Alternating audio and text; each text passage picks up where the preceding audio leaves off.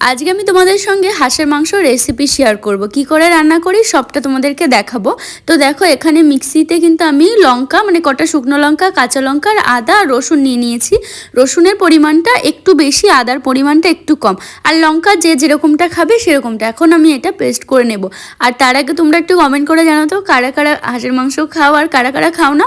অনেকেই আছে হাঁসের মাংস খেতে খুব ভালোবাসে, আবার অনেকে আছে খাই না বললে চলে, খায় না তারা। তো যাই হোক, আমরা তো খাই।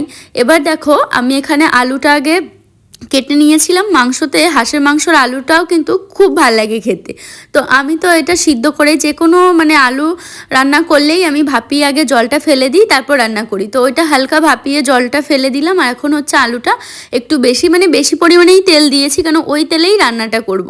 কিন্তু আজকে আমার একটু ভুল হয়েছে, আমার একটু বোঝা উচিত ছিল যে আজকে হাঁসের মাংসটায় তেল অনেক বেশি ছিল, সেই জন্য তেলের পরিমাণটাও আমার একটু বেশি হয়ে গেছিলো। তারপর আবার মাংস থেকে অনেক তেল ছেড়েছিল। তো সবার আগে একটু জিরে ফোড়ন দিয়ে তেজপাতা, অনেকে দেয় তেজপাতা, শুকনো লঙ্কা, আমি আর দিলাম না, কেন আমি মাংসতে এমনিতেই মনে হচ্ছিল লঙ্কার পরিমাণটা একটু বেশি দিয়েছি, তাই আর শুকনো লঙ্কা দিলাম না। দিয়ে তারপর জিরে ফোড়ন দিয়ে একটু পেঁয়াজ দিয়ে দিলাম। পেঁয়াজের পরিমাণটাও মিডিয়াম রেখেছিলাম। দিয়ে হচ্ছে তারপর পেঁয়াজটা ভাজা ভাজা হয়ে গেলে যে মশলাটা করে রেখেছিলাম ওই মশলাটা দিয়ে দেবো। আর হ্যাঁ, তার সঙ্গে কিন্তু জিরে গুঁড়োটাও অ্যাড করব। রবিবারে রান্না করেছিলাম, সেই ব্লগটা তোমাদের সঙ্গে শেয়ার করেছি। অনেকেই বলেছিলে দিদিভাই কী করলে রান্না করো, আর আমিও সেই দিন ভেবেছিলাম তোমাদের সঙ্গে কিভাবে আমি রান্না করি রেসিপিটা শেয়ার করব।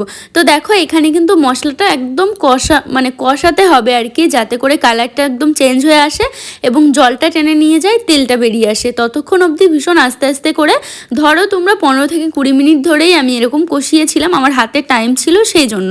রবিবার যেহেতু অতটা তাড়াহুড়ো ছিল না। তারপর হচ্ছে হাঁসের মাংসটা দিয়ে দিলাম। দিয়ে এখন হচ্ছে সুন্দর করে নেড়ে চেড়ে আবার 15 মিনিট মতো এটা কষিয়ে নেব। তারপর কিন্তু এটা আমি প্রেশার কুকারে দিয়ে দেবো। আর এটা সুন্দর করে আস্তে আস্তে করে, একদম তাড়াহুড়ো করলে হবে না, এগুলো রান্না আস্তে আস্তে করলেই বেশি টেস্টি হয় খেতে। আর দেখো এখন আর নুন হলুদ তো বটেই দিয়েছিলাম। তারপর এই যে কষিয়ে নেওয়ার পর আমি কিন্তু মানে প্রেশার কুকারে দিয়ে দিয়েছি। হাঁসের মাংস কিন্তু অনেক বেশি শক্ত হয়, তো সেই জন্য হালকা একটু গরম জলও দেবো এখানে। দিয়ে কিন্তু প্রেশার কুকার অনুযায়ী মানে 5 থেকে 6টার মতো আমি সিটি দিয়েছিলাম। দেন কিন্তু এই যে হয়েও গেছে, আর খেতেও কিন্তু দারুণ হয়েছিল। লাস্টে গরম মশলা দিয়ে নামিয়ে নিয়েছি। তোমাদের দেখে কেমন মনে হচ্ছে কমেন্ট করে জানিও।